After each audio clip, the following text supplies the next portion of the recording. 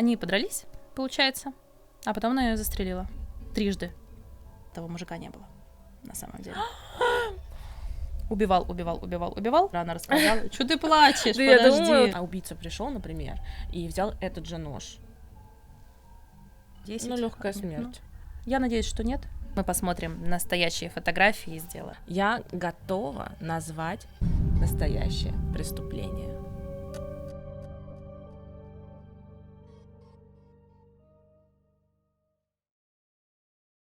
Всем привет! Это подкаст «Настоящее преступление», и это наш первый выпуск. Меня зовут Николь, это Оля, и мы начинаем. Здесь мы вам рассказываем 2 истории, одна из которых является настоящим преступлением, а вторая — игрой моей больной фантазии. Задача в чем? А в том, чтобы Николь и вы догадались, где настоящая история, а где просто вымысел.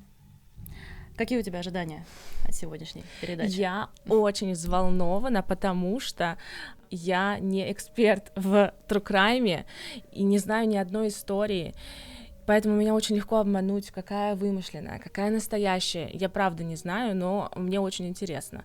Что касаемо Оли, она в этом деле разбирается, мне кажется, она знает все эти истории убийств, преступлений и всего, потому что она смотрела все эти видео, читала кучу статей, и я часто вижу, что она смотрит какие-то документальные записи с тюрем или что-то такое. Допросы. Обожаю. И она реально как будто знает все, я нет, но мне очень интересно, я боюсь, потому что может быть какая-нибудь страшная история, я не знаю, какие будут истории, правда, я пыталась у Оли выманить их, но она даже не намекнула, поэтому мы сейчас все вместе это узнаем. А вот можно еще вопрос тебе один? Какой? Сейчас, секундочку. Все хорошо. Вопроса нет, вылетел из головы. Как ты думаешь, я угадаю или нет? Это был твой вопрос? Да. Я узнаю настоящую историю? Я думаю, ты можешь угадать, потому что я все-таки не профессиональный писатель, и я не так хорошо знаю зарубежное законодательство и судопроизводство, поэтому, в принципе, да, могут быть какие-то, знаете ли, признаки, по которым вы можете догадаться, что, по-моему, что-то вот не то, что-то пошло. Я уверена, что у тебя получится. Ну ладно, посмотрим. Начинаем? Начинаем. Итак, первое дело — убийство Шерри Расмуссен. —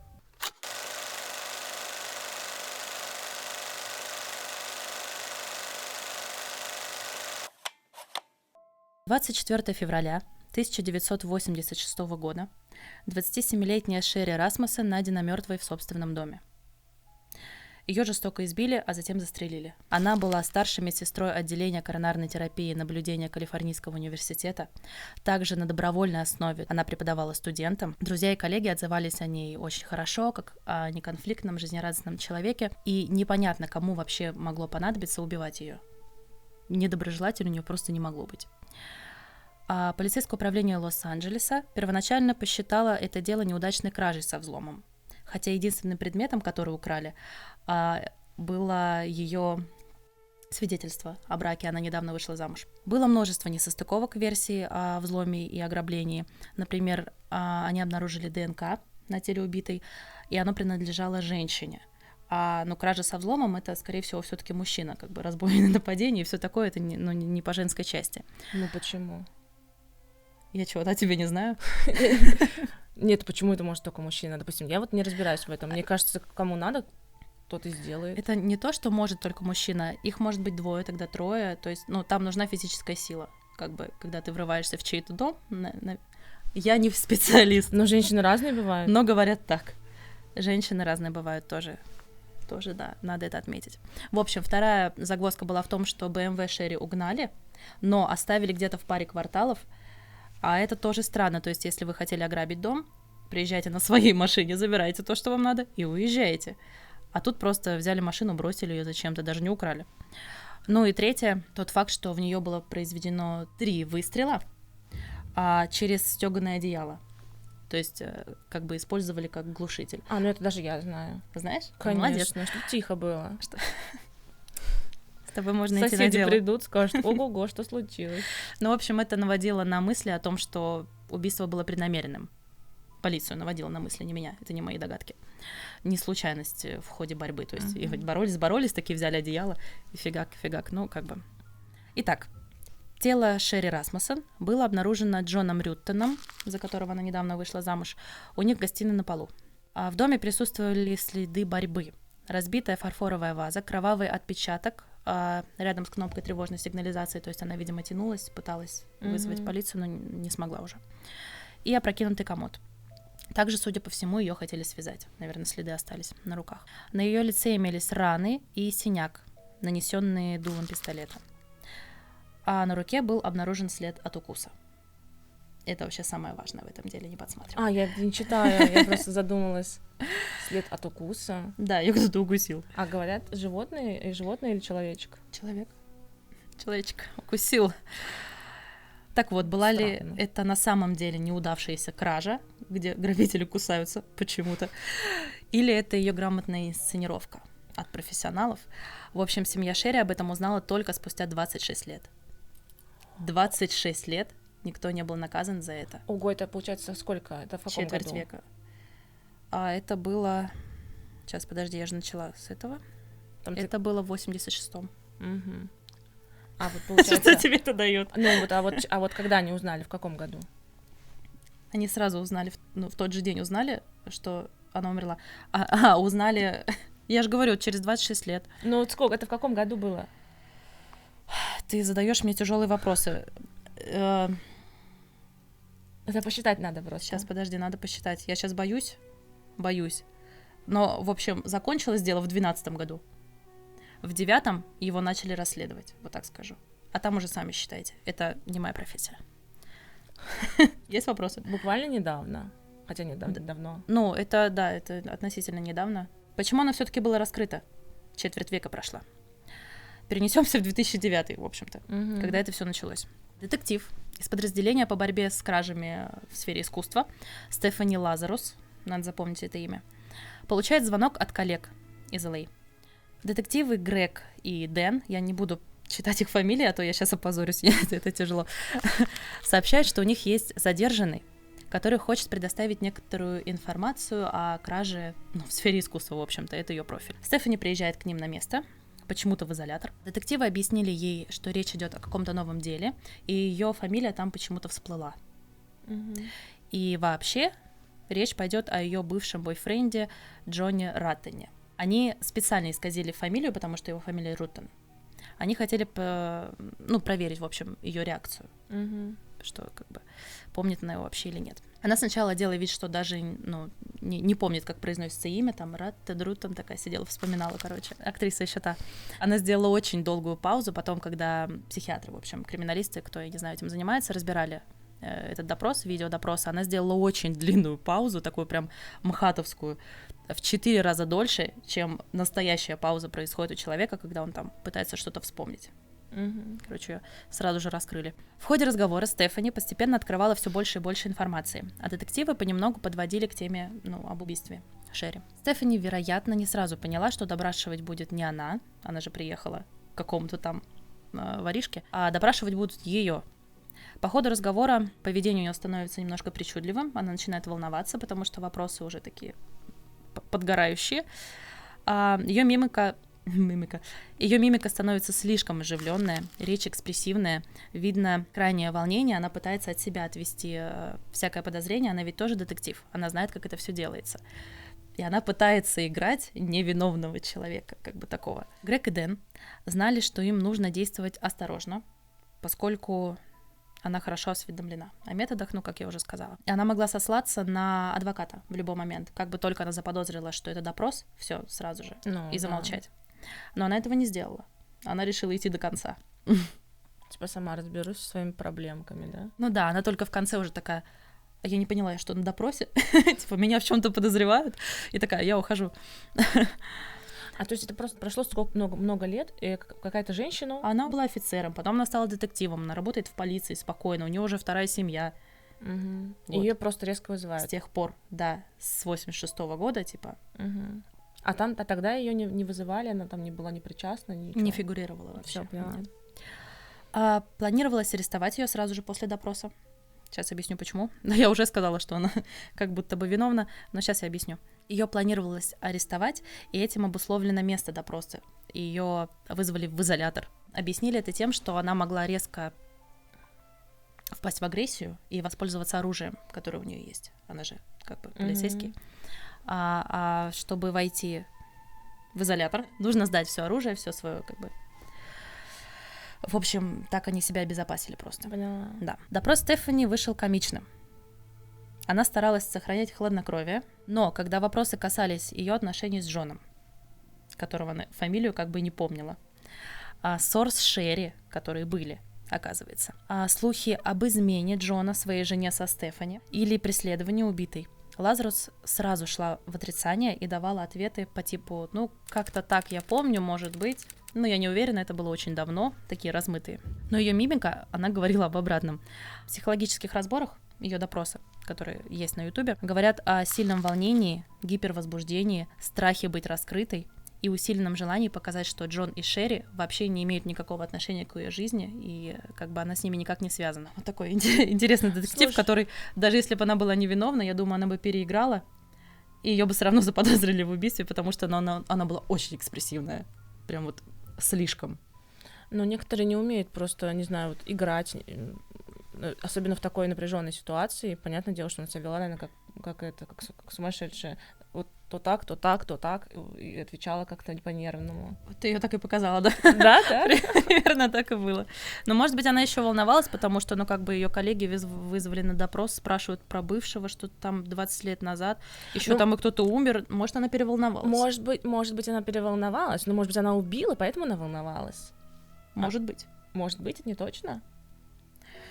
Ну, я не знаю уже, что говорить. Продолжим. Детективы не стали бы рисковать и оговаривать свою коллегу с безупречной репутацией, если бы у них не было каких-то причин, как мы уже догадались, еще до моих спойлеров. Оказывается, к моменту разговора у них на руках были не только показания свидетелей о том, что она преследовала эту молодую семью, о том, что она ссорилась с ними, угрожала в открытую Шерри, но еще у них были результаты ДНК.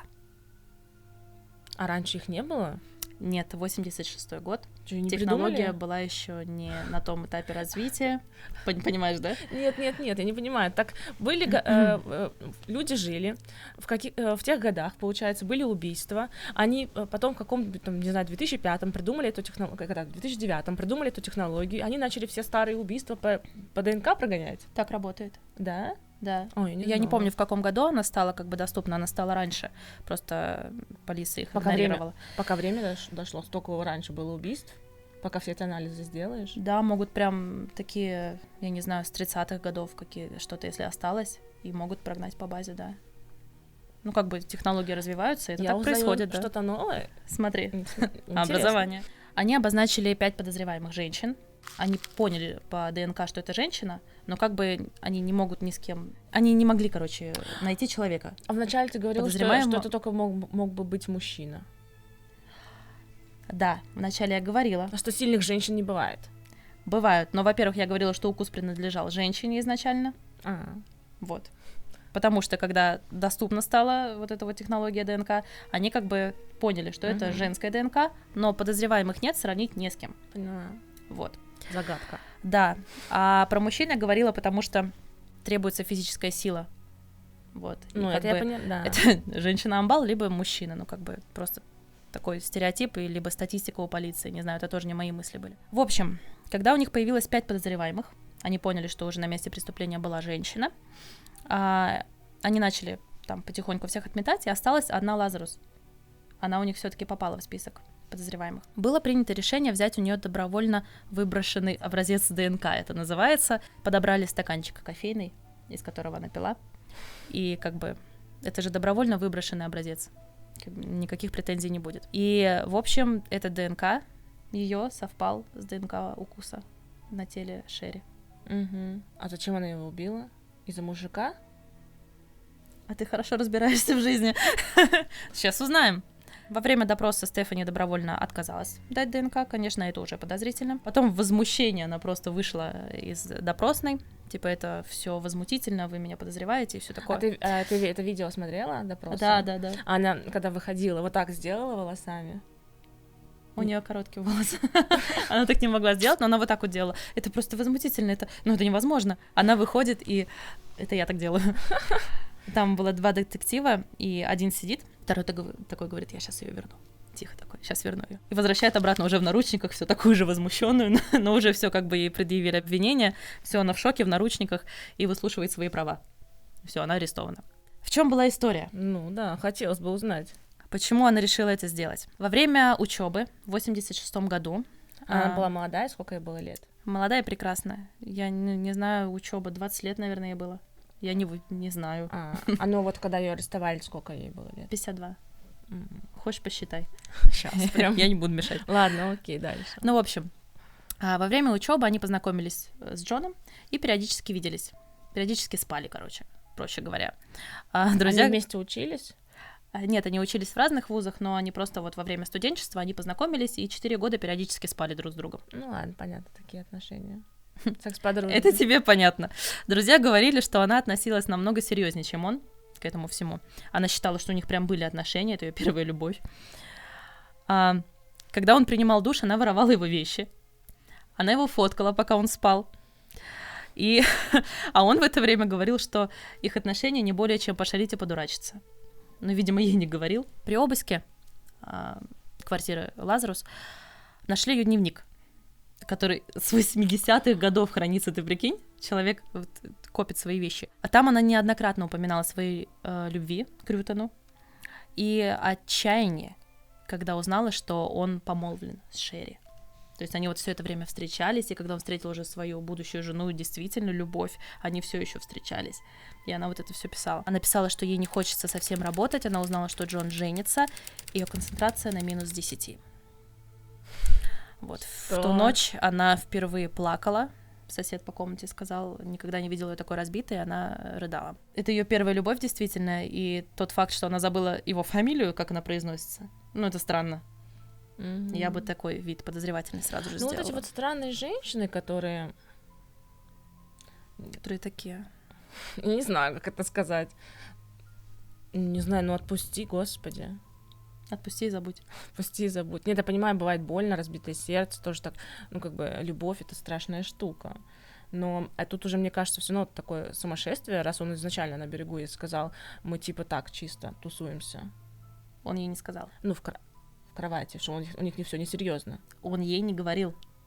Это он друзьям так говорил, а они как бы периодически виделись, и... Ну, как мужики это делают, господи? Он плохой. Напрямую говоришь, что ладно, думаешь. Понимаю.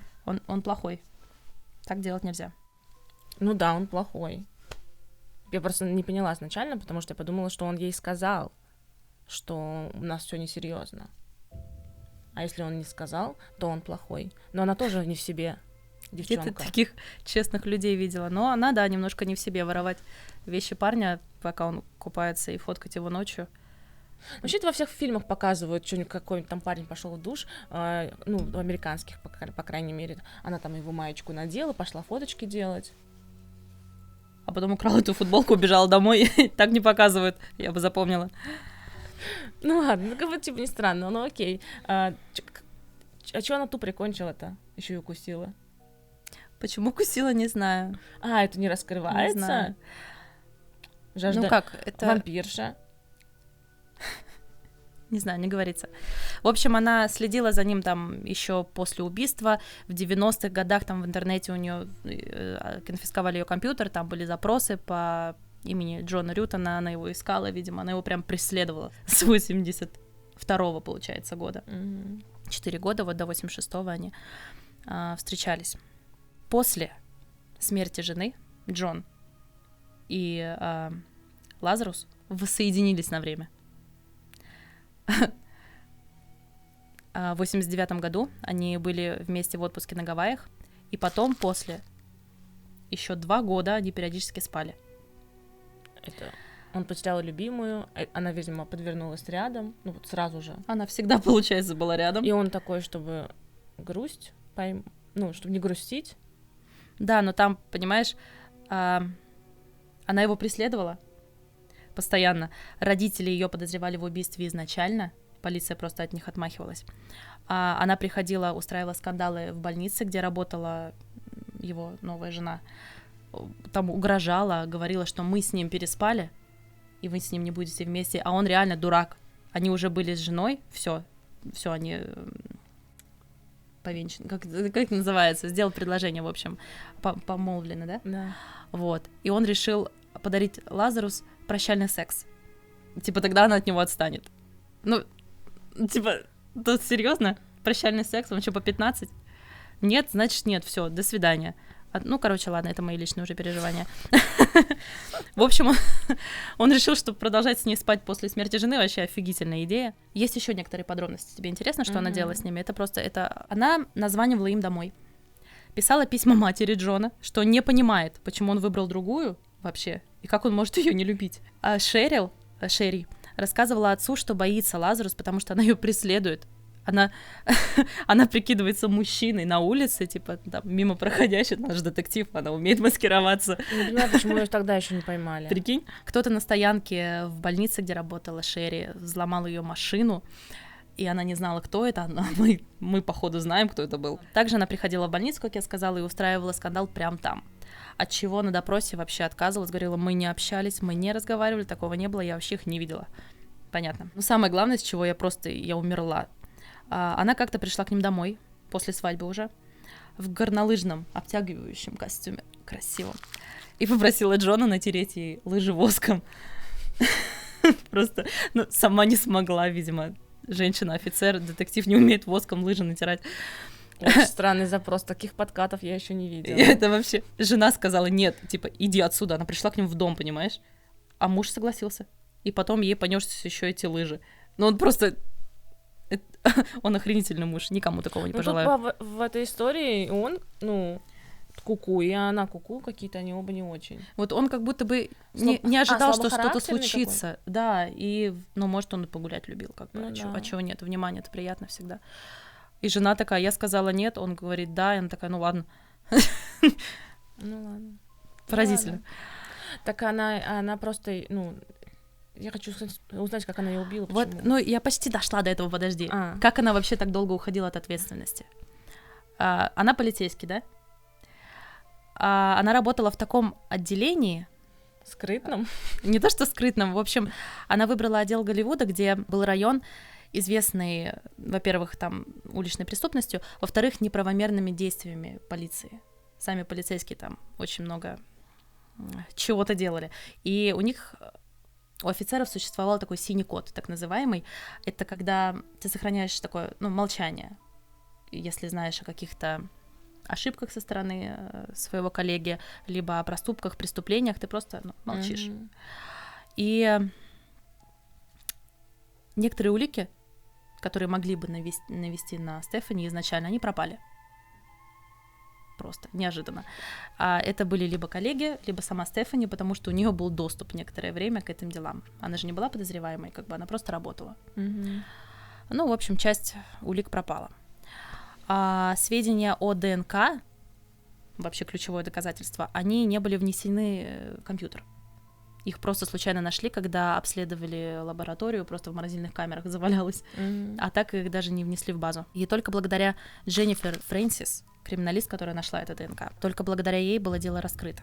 Но и ей сильно мешали. Это отдел просто какой-то непонятный. На нее оказывали давление, ее заставляли отдавать предпочтение каким-то правильным делам, не только в деле со Стефани, но и вообще говорили, куда смотреть, а куда лучше не надо. Она потом судилась после всего этого, когда оказалось, что она права, но безуспешно. Не с теми связалась.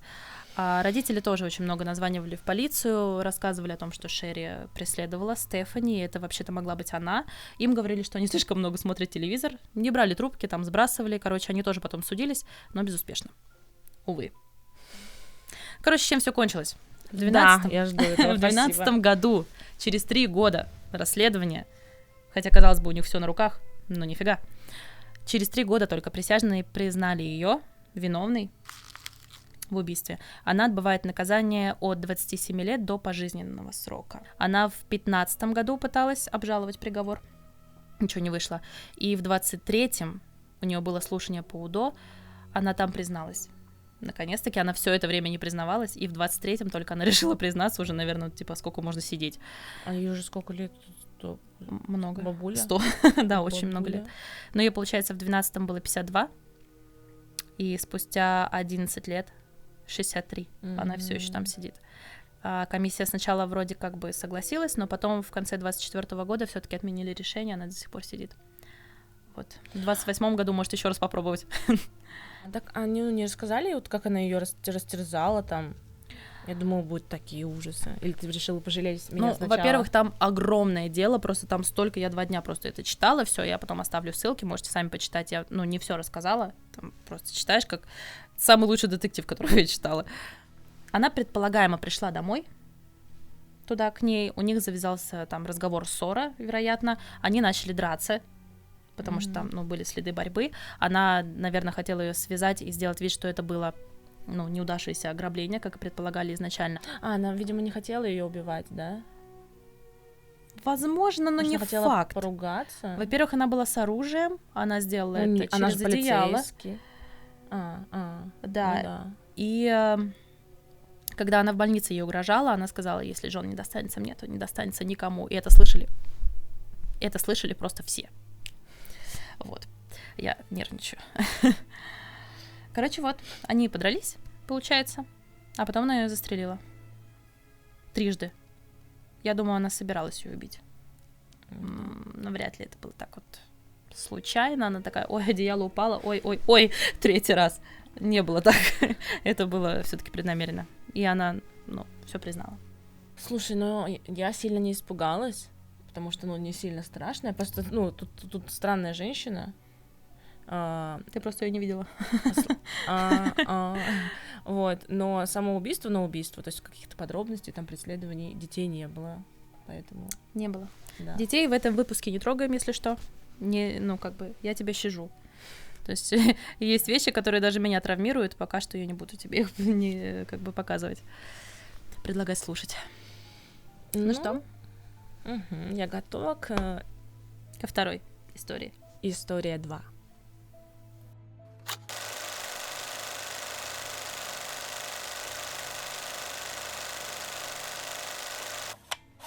Сэм, отец семейства Гилли, вместе со своей женой Самантой и 15-летним сыном Джоном отправляются на кемпинг на выходные. Они берут с собой палатки, удочки, посуду для приготовления пищи и спальные мешки. И именно в этих мешках потом будут найдены тела Саманты, Джона и раненый отец семейства Сэм. В 2005 году Алабама была известна серией нераскрытых преступлений. С 1999 по 2004 год было найдено 17 трупов женщин и детей близ границы Алабамы и Теннесси в округах Лаймстоун и Ладердейл. Штаты находятся всего в часе езды, и полиция изначально думала, что это серийник, вероятно, работает. Но характер самих убийств был слишком разнообразен, не было единого почерка, происходили они иногда одно за другим, иногда с перерывом в несколько месяцев. И позже виновные по 2 делам были найдены. И от идеи о серийнике совсем отказались после этого. Что же предположительно произошло в тот день? Сэм и Саманта хотели организовать небольшой семейный кемпинг по случаю перехода их сына в старшую школу. Они решили отвезти его на озеро Льюис-Смит в округе Лаймстоун. Утром около 7:40 они отправились в путь. По воспоминаниям соседей, их утренние сборы сопровождались ссорой. Но никто не придал этому особого значения, потому что семья рано куда-то собирается, ребенок-подросток, но мало ли из-за чего они поссорились. В общем-то, действительно. Дорога заняла около 1,5 часа. Они прибыли к озеру.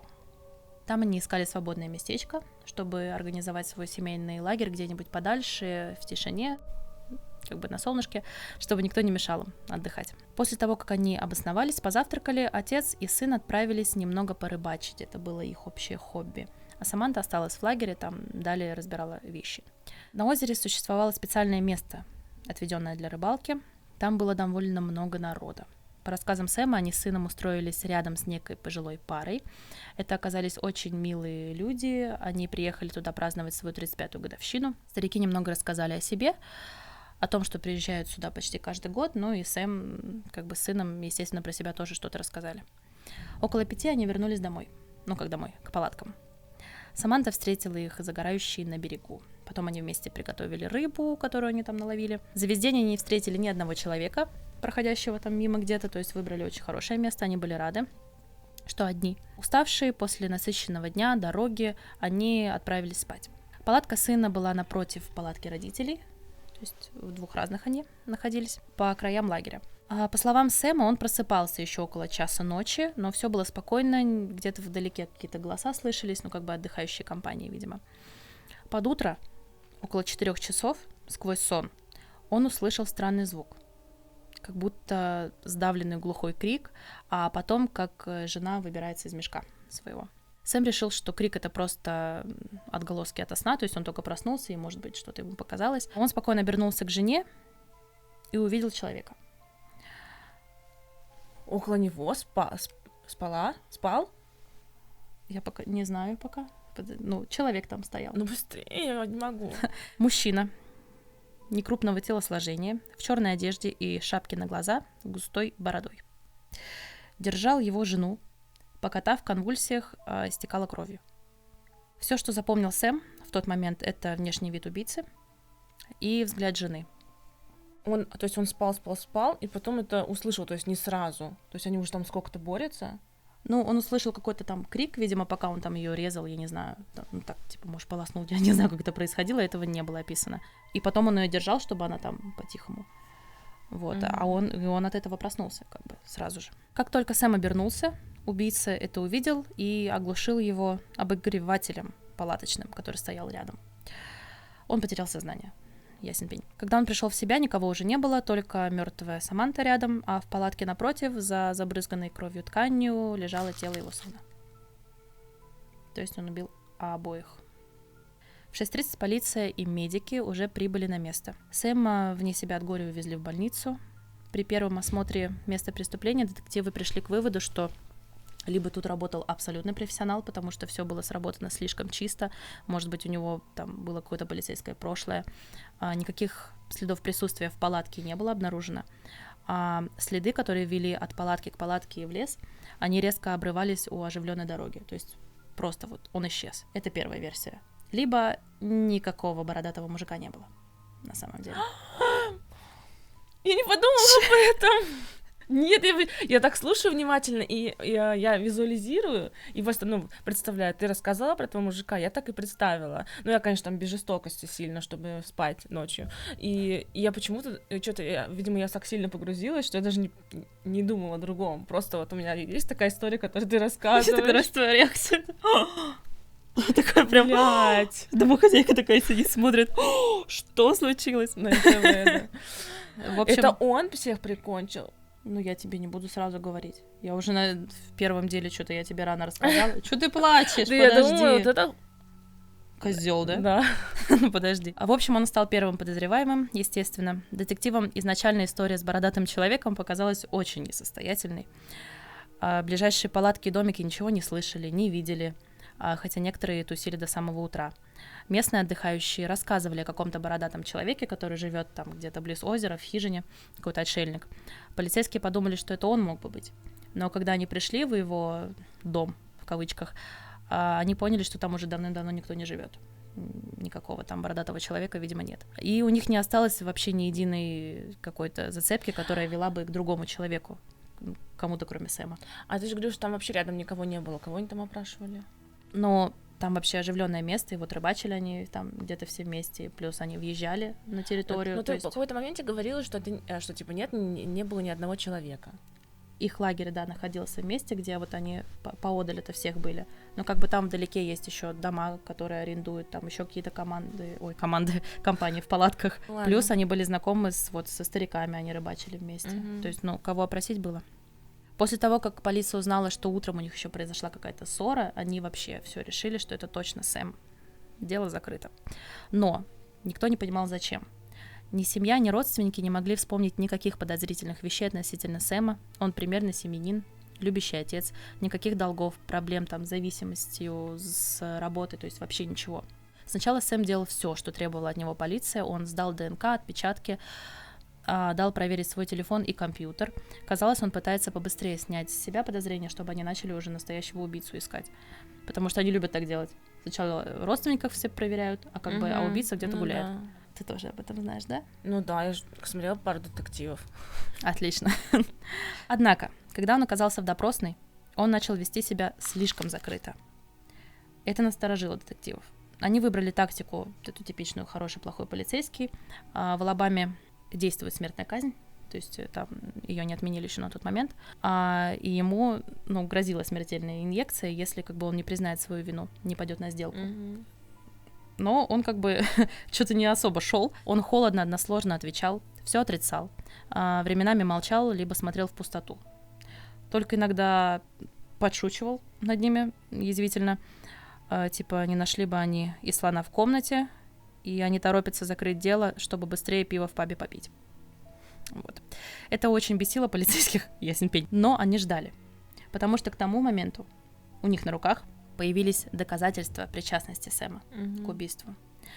Но они были косвенными, поэтому детективы все-таки пытались добиться от него признания, чтобы как бы уже... При повторном осмотре жертв и местности было найдено небольшое количество кожи под ногтями Сандры, волос на спальном мешке Джона, сына, напоминаю. А размер следов обуви, которые вели от палатки к палатке, он совпал с размером обуви Сэма, отца. И самое главное, нашли нож, которым их убили. А на ноже, который запрятали неподалеку в стволе дерева, были отпечатки и следы крови убитых. Но это точно было орудие. Отпечатки пытались стереть, но, видимо, не очень тщательно и как-то в спешке. И, короче, на краю просто вот этой рукоятки остался след.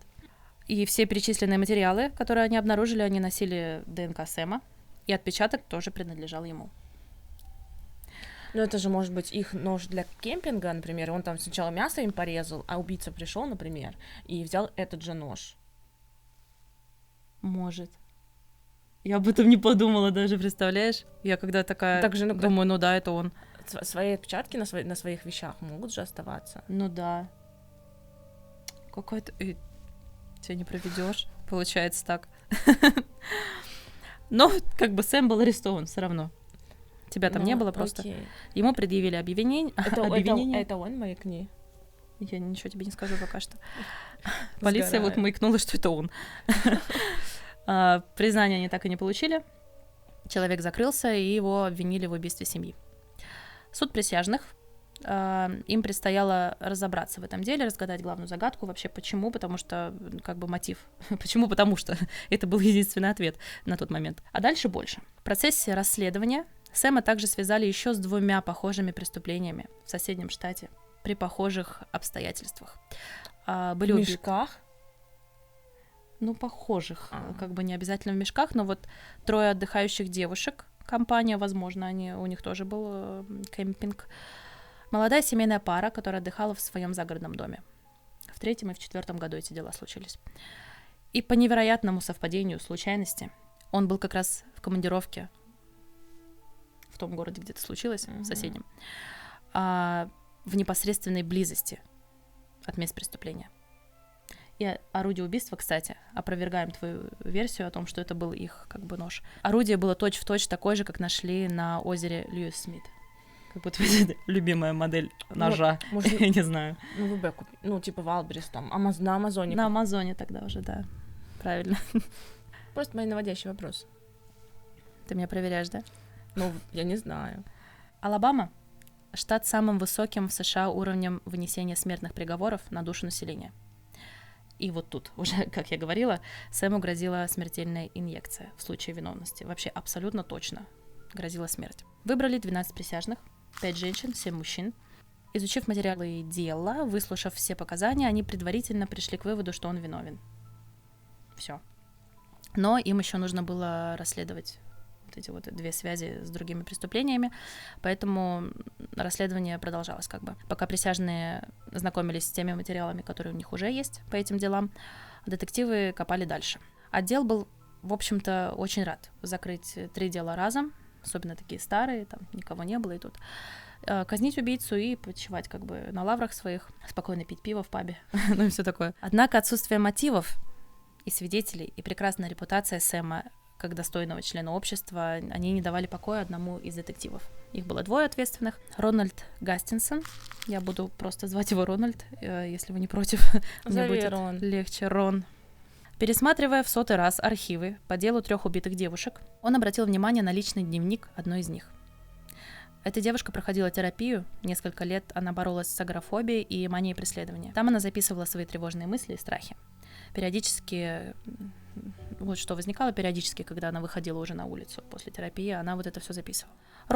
Рональд заметил, что за месяц до происшествия она сделала запись в своем дневнике о странном человеке, которого наблюдала весь день сначала на работе, он чинил потолок у них в подсобке, а позже неподалеку от своего дома.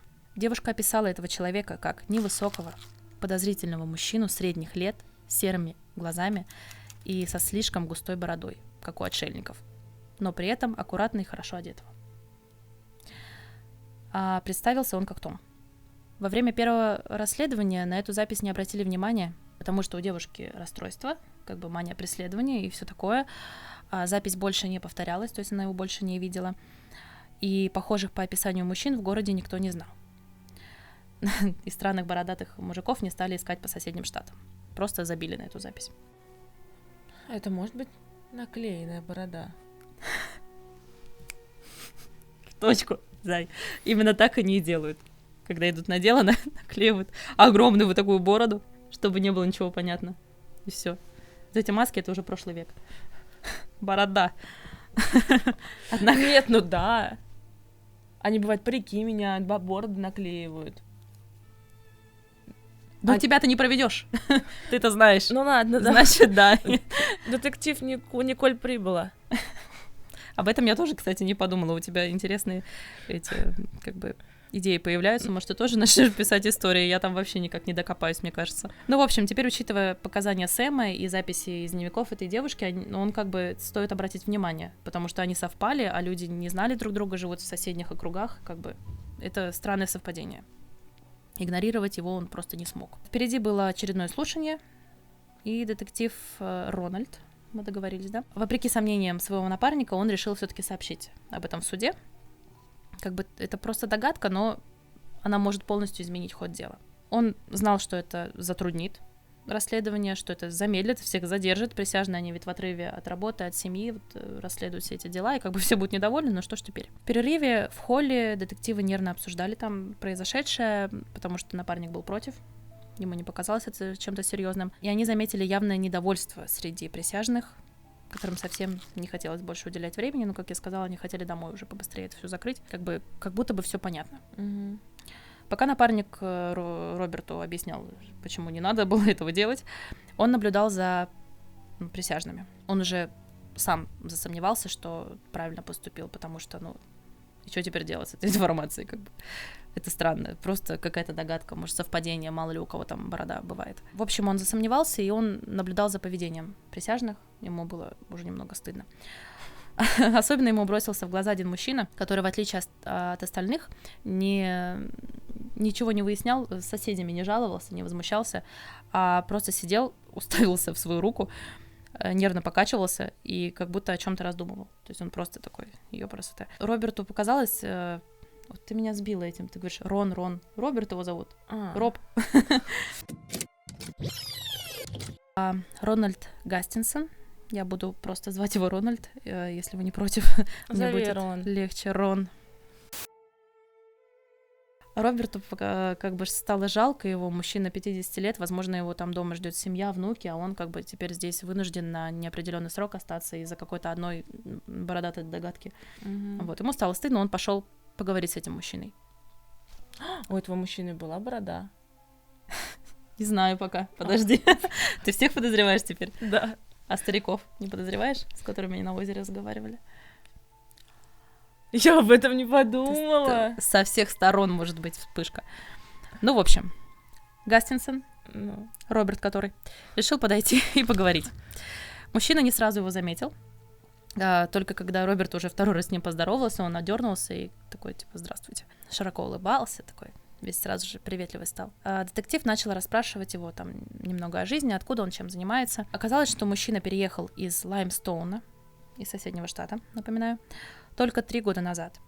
Извиняюсь. Он приехал в Лаймстоун только 3 года назад из Лодердейла после смерти жены. А до этого жил в Лодердейл, работал там сантехником, а сейчас живет у сына с его семьей. В общем, ничего особенного, за исключением нескольких деталей. Готовы? Как Задорнов сейчас. Вы готовы? Я даже ничего не подозреваю, я в шоке. Разговаривая, мужчина не держал зрительный контакт, заметно разволновался при вопросах о его прошлом, имел серые глаза, порез на недавно выбритой щеке. И бороду? Он выбрил щеку. Обе. Блин.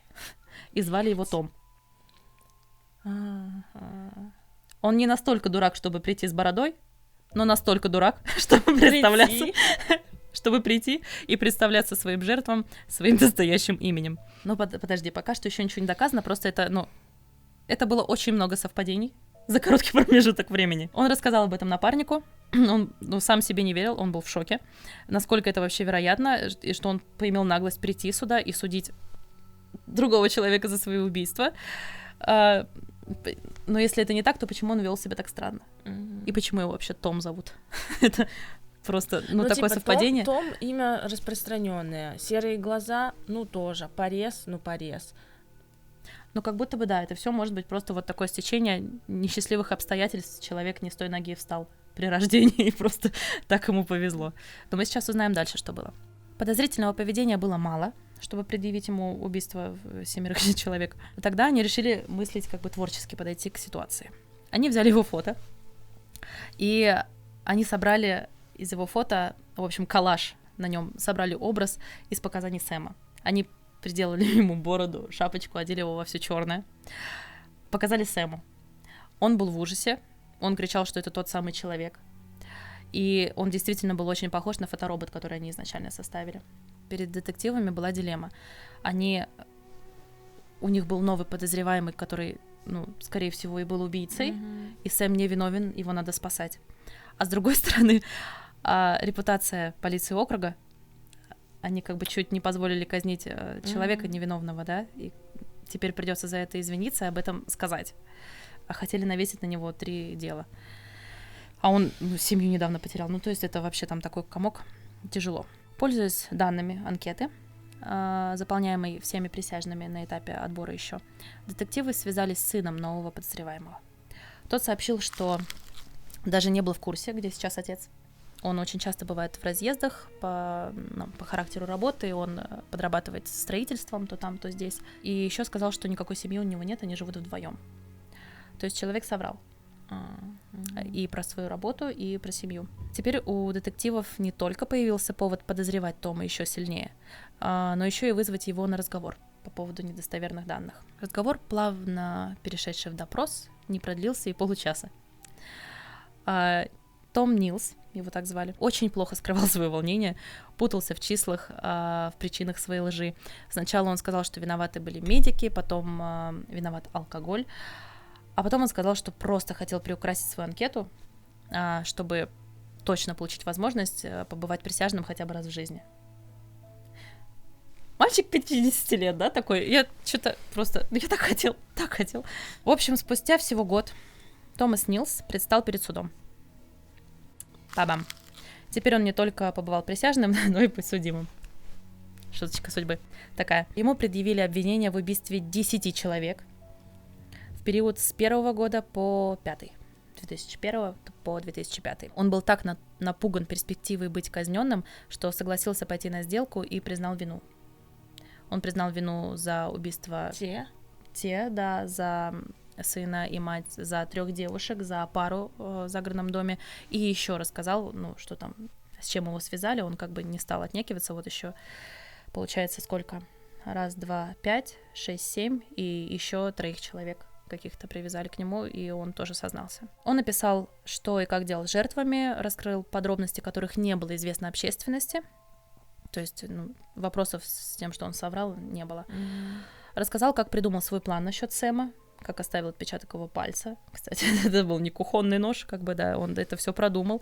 Потом он искал место, где спрятать нож хорошо, но так, чтобы его нашли все-таки. Дупло дерева. Идеально. Также он поведал о своем детстве и насилии, якобы это невозможно доказать, только с его слов, которое произошло над ним в детстве, и после которого он, как бы, началась его трансформация как серийного маньяка-убийцы, и он начал свой путь и свои поиски того, как ему нравится больше работать. Поэтому все убийства были такие разные. Вот, он пробовал, видите ли. К огромному ужасу общественности он признал вину за убийство 2 подростков в 2001 году. Это дело уже было закрыто, и якобы убийца казнен. Вот. Это самое печальное, что кого-то... Ну, в общем, вы поняли. Томаса Нилса признали виновным по всем пунктам обвинений и приговорили его к 10 пожизненным срокам без возможности УДО. Что это вот это дурацкое? Это их фишка, да. Там 10 сроков и сверх еще 50 лет, чтобы точно не вышел. А в данном деле 10 пожизненных демонстрировали, что каждая из потерянных жизней была очень важна для общества. Вот так они ценят человеческую жизнь. И за каждую шли разговоры о том, что остальные 7 нераскрытых убийств в округах Лаймстоун и Ладердейл также было дело рук Нилса, однако связать его с ними не удалось, а сам он вину, конечно же, не стал признавать. 10 нашли, 10, ладно, и все. Ну, не доказано, мы не знаем. В 2018 году, после 11 лет заключения, он умер в своей камере от осложнений, вызванных туберкулезом. Конец. Убивал, и через 11 лет просто закашлялся и умер. Ну, считай погоду за каждую жизнь. Да, если предположить, что их было 10. Ну, легкая смерть. Я надеюсь, что нет, но, возможно, да. Ну, и возраст там уже был, сколько ему получается, 50, да, и плюс 11, и пока расследовали, 62 ему, ну, там уже как бы, он пожил свою жизнь, то есть это как-то, обидно, да, он жил спокойно, у него там семья, дети, он убивал, пробовал и так, и сяк, и потом просто 10 лет отсидел и умер. Уже в старости, когда жизнь уже прошла, он ее прожил. Это очень обидно. Еще и кого-то наказали. А он такой гурман, поняла? Он пришел в суд присяжных, такой, его позвали, он такой, ура! Гурман, и пошел. Ну, я не знаю, как это еще назвать, просто он сидел и смотрел на человека, у которого отнял семью, и которого хотел еще и казнить потом за это. Как там Сэм вообще, я не знаю, сколько миллионный иск он должен был полиции выдвинуть за это. Там никакими извинениями вообще не отделаешься. А еще и известно стало, что они одного человека уже казнили просто так. Ну, трэш, там, конечно, это, наверное, была волна больших увольнений громких. Ну что ж, вот такие вот дела сегодня были. Подводим итоги. Как тебе? Конечно же, мне хотелось бы, чтобы настоящее преступление, наверное, было первое. Это мои желания. Там меньше пострадавших. Да, меньше пострадавших. Истории разные. Можно поверить, правда, и в первую, и во вторую. Вот. Но я, оказывается, у меня сложилось определенное мнение. Я просто специально его где-то... Я задавала свои дурацкие вопросы специально. Чтобы я потерялась? Да нет, мне просто это было интересно. Я хотела понять, что к чему и как. Я готова назвать настоящее преступление. Так, подожди, это, вы успеете тоже написать?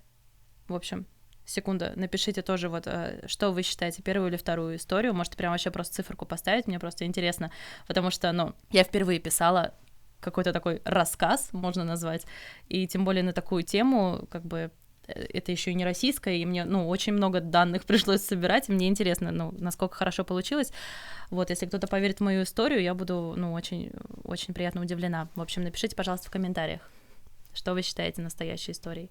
Я сразу скажу, что я думала, сейчас что-нибудь проговоришься, они две были зарубежные, но я считаю, что это было неплохо, ты очень круто подготовилась, и я, поскольку я вообще не в этом не разбираюсь, еще пугаюсь каких-то моментов сразу, потому что я все визуализирую, всего боюсь, но как мне кажется, я тебя подловила, история классная, мне очень понравилась, я погружалась просто в каждую и не думала о том, что правда это или нет, но потом в каких-то моментах все равно, может быть, потому что мы знакомы, даже не потому что ты знаешь True Crime, а я нет, может быть, поэтому.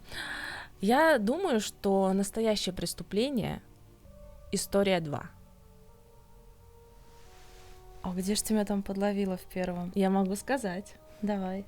Я думаю, что вторая история была, в принципе, очень классно сложена, но и такое может быть, и может быть такой преступник, и как будто бы, то есть все бывает. На самом деле, я даже не удивлюсь, если вдруг я не права. Вот, фишка была в том, что присяжные проходит там какой-то жестокий отбор, то есть их не берут просто так с враньем. И если он пришел, то есть их проверяют. Вот если он пришел заполнять анкету и назвал, что у него есть семья, его должны были изначально проверить на то, что у него есть семья. Позвонить, спросить. Ну, это похоже так на Америку. Ответственные должны были, да? Но там и в первом, помнишь, как полиция забивала и своих прикрывала. И такое тоже есть, там все скрывают, помогают или что-то такое. Но почему-то вот меня это только зацепило, и я почему-то за это удержалась. Может быть, я не права, может быть, там нет такой жесткой проверки, но мне почему-то кажется, что я просто недавно смотрела один детектив, даже не помню уже название, но просто такой легенький детективчик, и там были как раз-таки вот юристы и присяжные, суды, и все в этом роде, и там прям они как будто они измываются, я не знаю, тут прям такой жесткий отбор. Да. Может быть, это в фильме так показали, и я в это поверила. Может быть, на самом деле такого нет. Но я же на своих знаниях это все основываю. Может быть, мои знания не верны, не знаю. Так. В общем, ты считаешь, что первая история настоящая, а вторая нет? Да. Ну ладно. Я правда сказала? Да. Но Стефани реально убила Шерри. А про Сэма я выдумала. Еще я знаю, что мы делали небольшие пробные такие пилоты перед этим выпуском. Я знаю, что Оля может и ко всем историям придумать и показать фотографии, и даже на вымышленную. Все это реально сделать, и это очень достоверно получается. Вот. Но здесь тоже когда ты рассказывал первую историю, и ты упомянула о том, что ты приложишь внизу ссылки, а про эту ты не упомянула эту информацию. Я уже забыла просто. Ну, почему-то как бы это можно было читать. Поэтому, если ты это говоришь про одну на следующие выпуски, то на вторую тоже можно все подряд пихать и все такое. Ну да. Блин, вот действительно такая мелочь. И то, что ты смотрела, что она так тряслась, ну, то есть, вот это, то есть, я знаю, что кто смотрит True Crime, ну, по Олиным рассказам, что важны детали очень сильно, имена и все в этом роде, кто, как, почему, как действовал, и даже как поведение какого-то человека. Классно, что ты придумала такую историю с мешками, завораживающую, пугающую. Ну да, ты на моей истории сделала вот так. Это было так классно. В моменте я же погружаюсь, и я верю в две, а потом я уже пытаюсь подумать о том, где, что и как может быть. Ну что получилось так. Получилось так. Пишите, как вам наш формат, как вам наш омаж моему любимому Линчу и Твин Пиксу, как вам истории, чего бы вам хотелось или не хотелось, ну или как у вас дела. Я не против, я почитаю, мне очень интересно. А сейчас мы посмотрим настоящие фотографии из дела Лазарус. И самые яркие моменты, которые больше всего, они меня вдохновили просто взять эту историю, в общем, с ее допроса. И всем пока. Всем пока. Спасибо, что были с нами. Мы будем стараться делать более интригующие ролики. Подписывайтесь. Пока.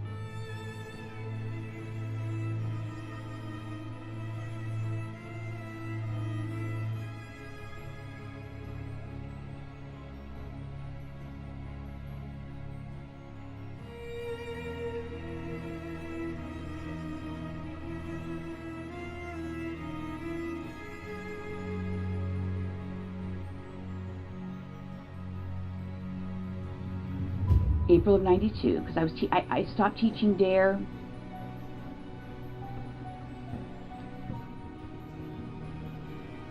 I think I stopped teaching DARE sometime in 92. Oh, come over? Yeah, come on over. We're having a barbecue, you know, a dinner party, Christmas party, whatever. I don't know. Nothing. I'm just trying to think. You know, like I said, because there were so many of us that the two Diane, it's like, and then I'm, you know, I mean, people Water think, under the bridge. yeah. Where he drove? Well, I know at one time he drove either a 240 or 260Z. Any other cars that stand out in your mind?